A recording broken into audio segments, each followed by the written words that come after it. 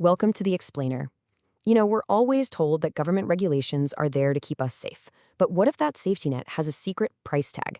Today, we're digging into a really provocative argument that asks a tough question. Who's really protecting the consumer? So, this all kicks off with a classic idea from Adam Smith, right? The butcher sells you good meat not because he likes you, but because he wants you to come back tomorrow. It's a powerful idea. But is that self-interest really enough to protect us in today's complicated world? That's the question at the heart of this chapter. Okay, here's how we're going to break this down. First, we'll look at the basic problem and how regulation became the go-to answer. Then, we'll dive into the argument that sometimes the cure is actually worse than the disease. We'll explore the hidden cost of safety, what the market does to protect us on its own, and we'll wrap up with the big ultimate question. How much freedom are we willing to trade for protection? All right, first up, the consumer's dilemma.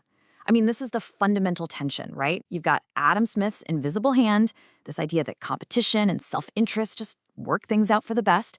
But let's be real, we all know there's a flip side. There's always that risk that a seller might try to pull a fast one or sell you something that's just plain junk. And the author of our source material gets that. They're not saying the free market is perfect.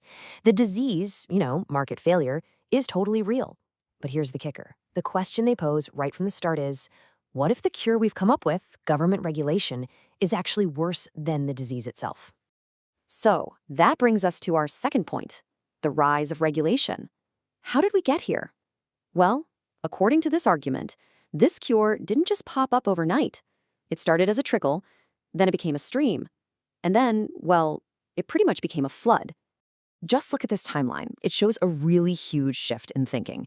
Back in 1887, you get something like the Interstate Commerce Commission, the ICC, and it's aimed at just one industry, the railroads. But fast forward, especially to that wild decade between 1966 and 76, and bam, you get this explosion of 21 new agencies. And these weren't targeting just one industry. They were regulating huge chunks of the entire economy, things like the environment, product safety, you name it.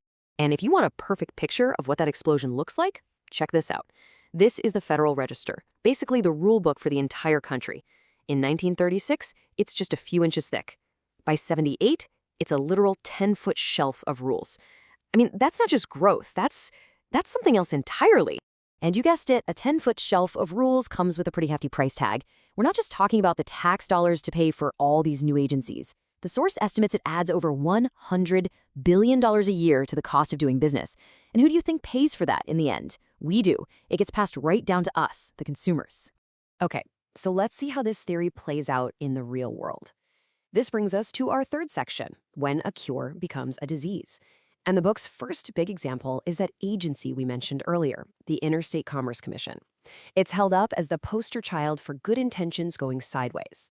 The book argues there's this predictable pattern, this natural history to how these things go down.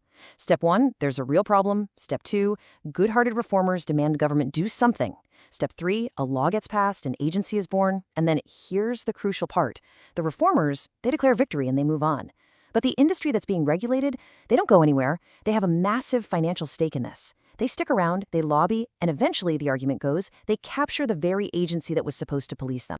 And that's exactly what is said to have happened with the ICC. It was created to stop the big railroads from ripping off farmers. But pretty soon the railroads realized, hey, we can use this thing. They allegedly used it to fix prices and to squash their new competition from the trucking industry. So the agency that was supposed to protect the public ended up protecting the railroads from competition. All right, so that's about money. But what about our actual health and safety? The argument gets even more pointed when we get to Section 4 and look at an agency like the Food and Drug Administration, the FDA. The book lays out this really sharp thought experiment. Put yourself in the shoes of an FDA official. You can make two kinds of mistakes. Mistake number 1, you approve a bad drug and people get hurt.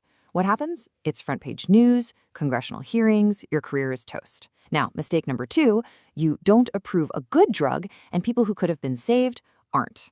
What happens? Absolutely nothing. No one knows. The people who might have been saved, well, they're not around to complain. Which mistake are you going to be more afraid of making? And this isn't just a theoretical problem. The book claims this built-in bias has a massive human cost. It creates what's called a drug lag, where life-saving drugs available in Europe are stuck in limbo for years in the US. And look at this number. One expert estimated that for just one type of heart medication, this delay might have cost 10,000 American lives per year. So you might be thinking, well, why don't we just tell the FDA to hurry up? The author has a great analogy for this. It's like saying, I would like to have a cat provided it barked. It's just not what cats do.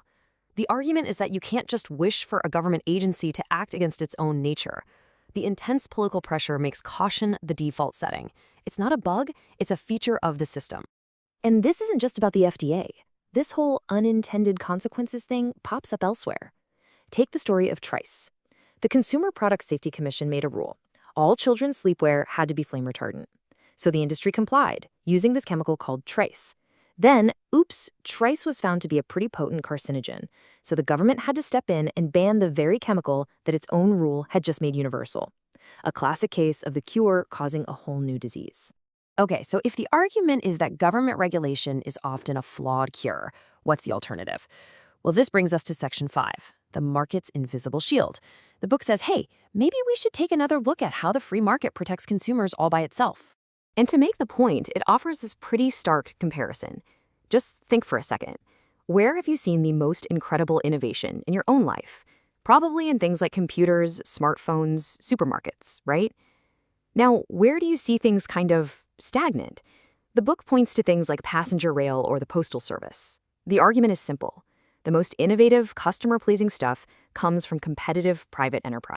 So what does this market shield actually look like? Well, it's not just one thing. First, you've got just plain old competition. If one company sells you junk, you go to their competitor. That's your number one defense. But then there are other layers. Think about brand names. Big companies spend billions building up trust. They have a huge incentive not to screw that up. You've also got the middlemen, big retailers whose own reputation is on the line. And finally, you have private watchdogs who test products and tell us what's good and what's not.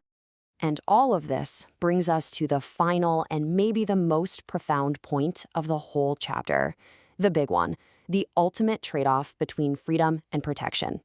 To really drive this home, the book brings up one of the biggest regulatory experiments ever, prohibition.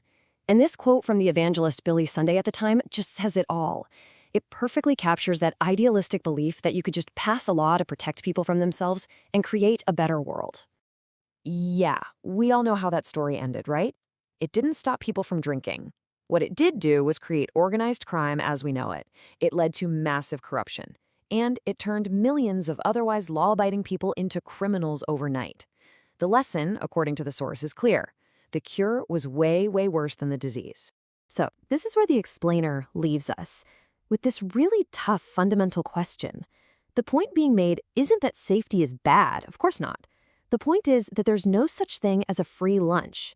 Every layer of protection comes with a cost, and that cost is usually paid in freedom. So the question for all of us is, in our quest to be safe, what are we willing to trade away?